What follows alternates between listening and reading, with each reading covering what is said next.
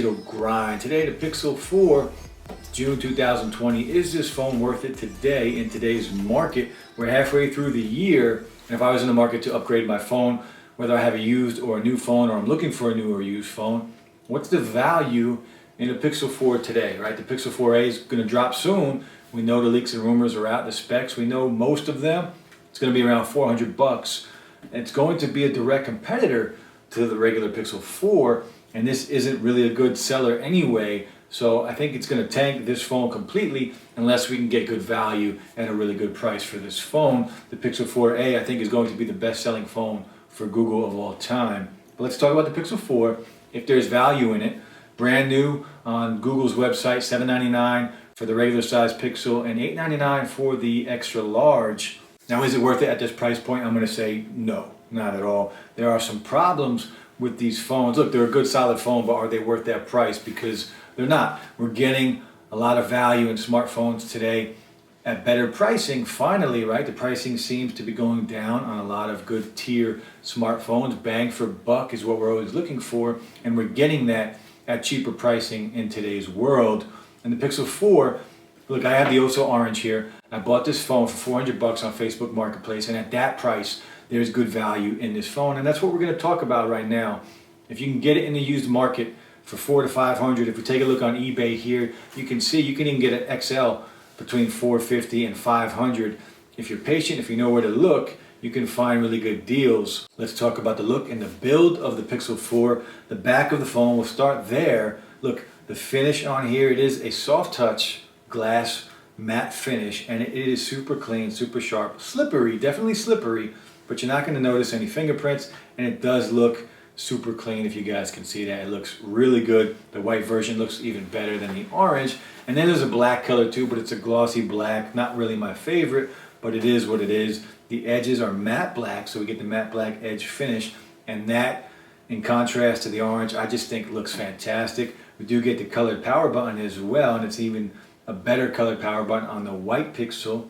But overall, I love the look of this back. It feels like a new phone. It feels premium. And when you're on the phone and somebody's checking you out, it looks like you're using a brand new flagship smartphone. It just looks really good.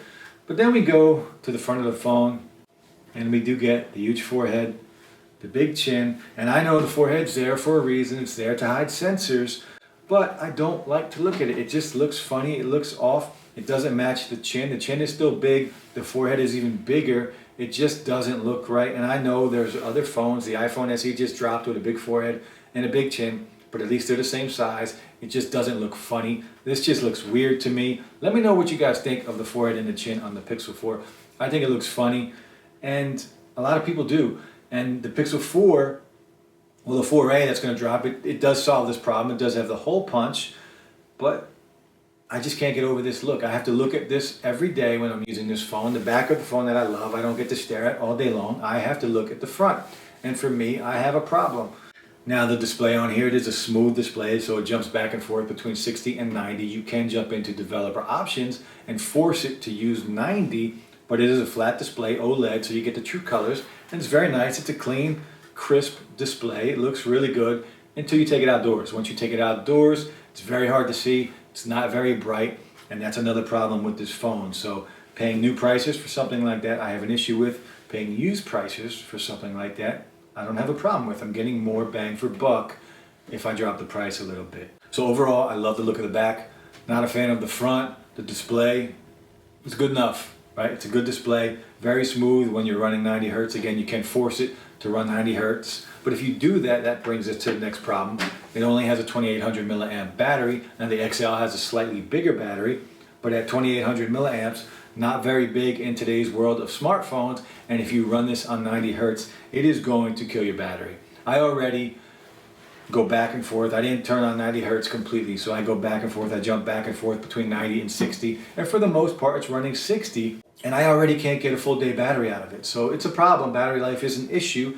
And that was one of the things that Google just dropped the ball on. Let's be real, they dropped the ball on that. They dropped the ball on the chin. But overall, for $400 to $500, I can put up with that because I'm getting good value in other places. Now, some of that value is the camera, right? Let's talk about the camera.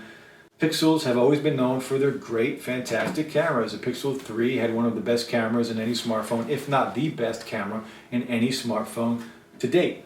The 4, really good camera, great dynamic range. It's a 12 megapixel main lens, and then we have a 16 megapixel 2x zoom telephoto lens, which is kind of a weird thing. Let's be real. Wide angle lenses are a thing now. Most phones have them. And people like it, and Google dropped the ball again here by not including a wide angle lens. We get the telephoto, which I never used for anything to begin with, but at the same time, saying all that, without the wide angle lens, it still takes fantastic photos, fantastic stills, and let's be real, we all take tons and tons of pictures on our smartphones.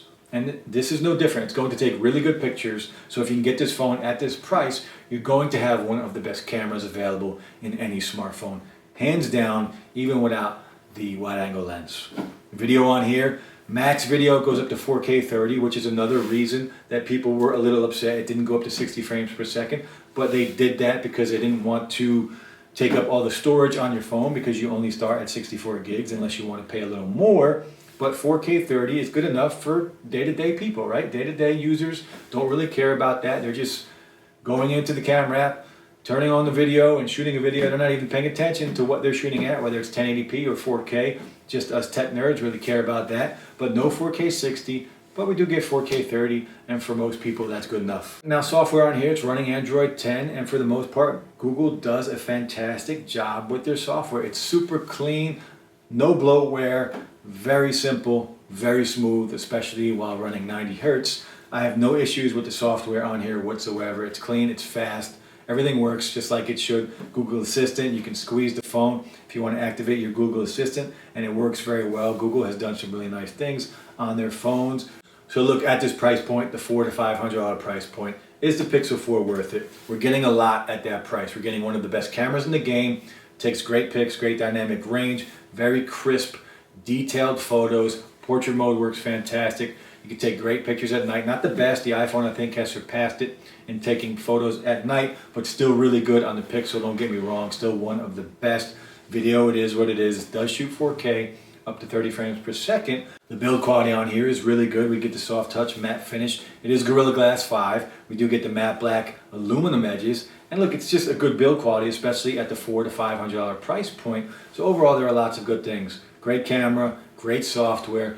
Build quality is really good at that price. Again, I don't recommend buying this phone brand new. There are much better options out there. But if you like Android, if you like Google and what they do with their phones, if you want one of the best cameras in any smartphone, even without the wide angle lens, the Pixel 4 might be a good pickup for you. Check it out. I'll drop a link. I'll drop some eBay links if you want. I'll drop them Amazon Renewed. We can check them out there. But there are deals. Again, I bought this on Facebook Marketplace, so there are very good deals out there if you are looking to upgrade your phone or were just interested in the Pixel 4. But that's it for the video, guys. I will be back soon with more Pixel 4 still worth it in 2020 in the used market. Peace.